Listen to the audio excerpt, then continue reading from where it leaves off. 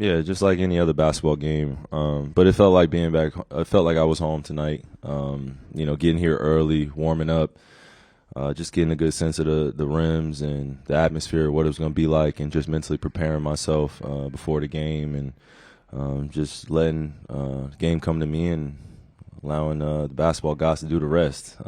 Just try to get as much sleep yesterday and come in with an open heart, open mind to see a lot of my friends and family that I've made here and put on a great show for them. I don't think about it too often now. Pretty much at peace with what happened and spending time here. I wish a lot of the guys well, a lot of the people that I've gotten a chance to get to know. We have relationships that extend off the basketball court, and that's all I can ask for. So as a person, again, I felt like I was at home whether I was playing a game or not. Got to see a lot of smiles, got to make some kids really happy.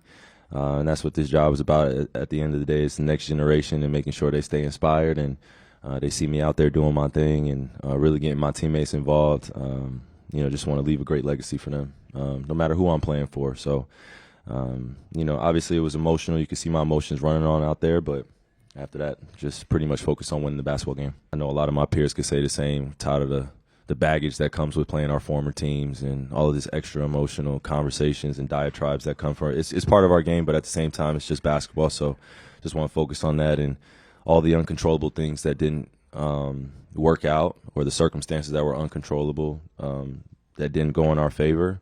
It's life. Conversations that needed to be had weren't had before the trade deadline, and I don't know if anything needed to be salvaged. I just think it was time to get my own peace of mind and go somewhere where I was able to thrive and be in a situation where I didn't have to worry about, kind of behind the back talk or the media talk or not knowing how to handle, real life circumstances that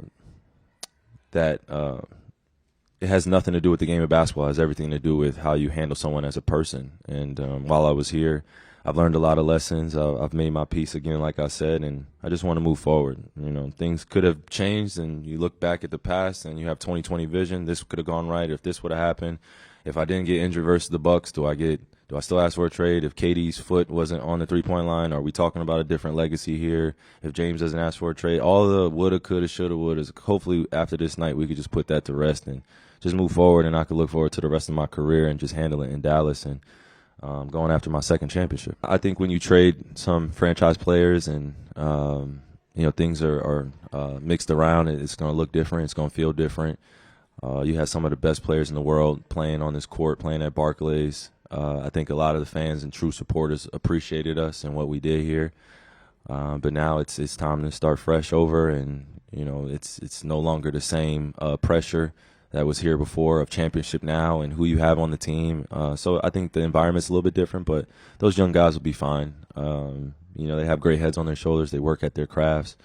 And they got to learn from me, KD, and James, and a few other great players that they've been alongside. So I'm happy for them, but they'll be okay. I'm a New Jerusalem or New Jersey kid all the way through and through, man. I played a lot of games in the city. I played in all the boroughs.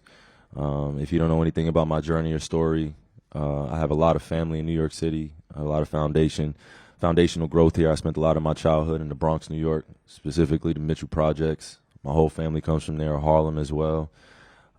So everything that I've learned about myself has come from being in the city and being in Jersey. So when I got an opportunity to play for the New Jersey Nets or play for the Brooklyn Nets, I always make that mistake because for me it was a childhood dream. I left the NBA Finals game watching J. Kidd play, watching Kerry Kittles play, watching Kenyon Martin play. And I left that game. I was sitting up in the nosebleeds with my dad and my sister, and I went home, and that's when I decided I wanted to become an NBA player. So that's what I'm talking about in terms of the next generation watching.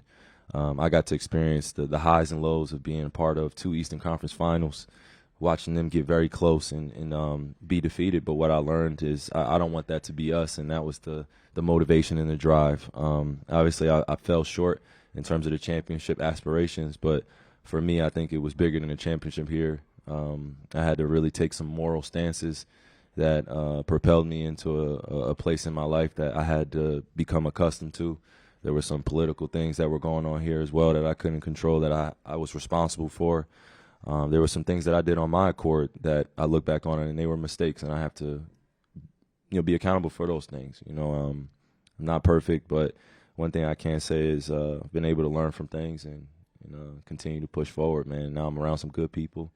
And that's all that matters, man, surrounding yourself with some good folk.